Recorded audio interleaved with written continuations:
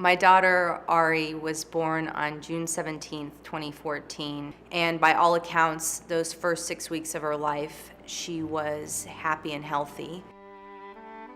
One particularly bad night, she went limp in my husband's arms. I immediately rushed her into the ER, and the doctors surrounded her. We waited for hours and hours to find out what was going on. And I remember finally we went into a conference room and another doctor sat down with us, and he began drawing a picture of a heart, and he explained to us that Ari had been born with a critical congenital heart defect, and that the only thing that we could do was an emergency open heart surgery to save her. Pediatric heart surgery is the hardest thing that I can imagine a person doing. A surgeon doesn't know what he's going to see until he opens a child's chest, and every heart is different and every cardiopathy is different. A pediatric cardiothoracic surgeon is under an awesome amount of pressure.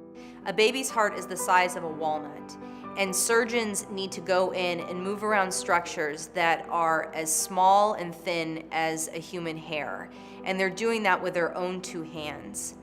And all of this is occurring against a ticking clock.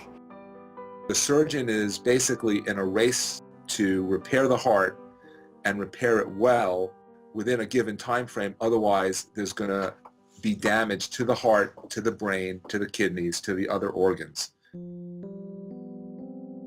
I began wondering whether there wasn't a better way.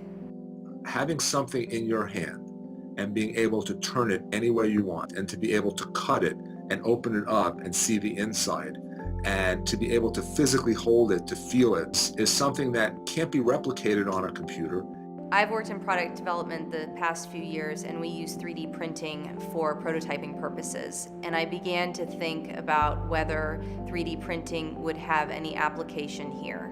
I began talking to doctors, and in particular to Ari's surgeon, Dr. Garcia, about how his practice of medicine would be different if he could practice surgery on a model of a patient's heart before he entered the OR.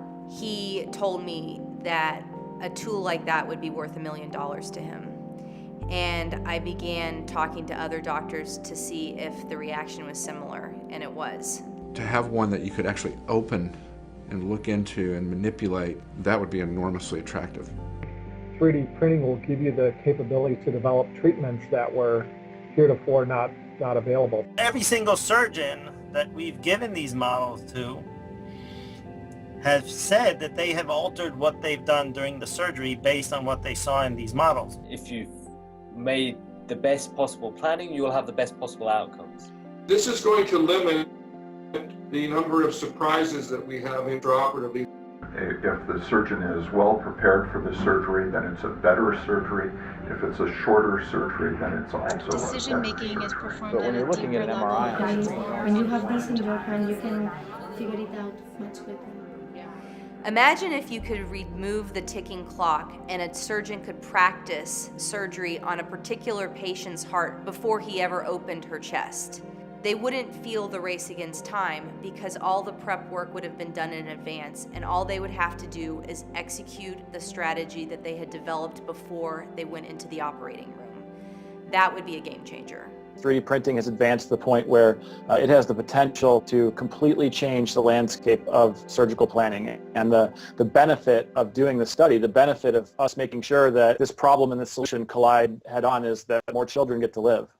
We've talked to doctors, and we know the technology is viable, but I can't do it alone anymore, and I've taken it as far as I can. So I need your help. I need a community support in order to take this to the next level. With Ariana, we were extremely lucky, and we landed on the doorstep of one of the best surgeons in the world, and thankfully, because of him, she is going to have a happy, healthy life.